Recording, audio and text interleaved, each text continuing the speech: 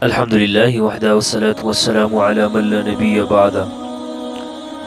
معزز سامعین کرام، اللہ تبارک و تعالی جل جلالہ جب اپنے بندوں سے ناراض ہو جاتے ہیں تو ان پر طرح طرح کے عذاب اور مصیبتیں نازل فرماتے ہیں۔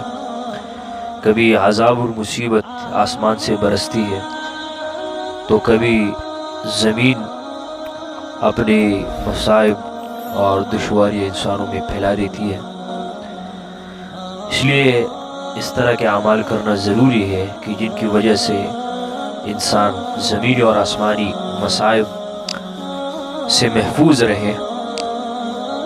تو اس کے لیے السلام، اللہ تبارک و تعالیٰ کا مبارک نام، اس مبارک نام کا جو ورد رکھے گا، اس کو روزانہ بار بار پڑھے گا، انشاءاللہ تبارک و تعالی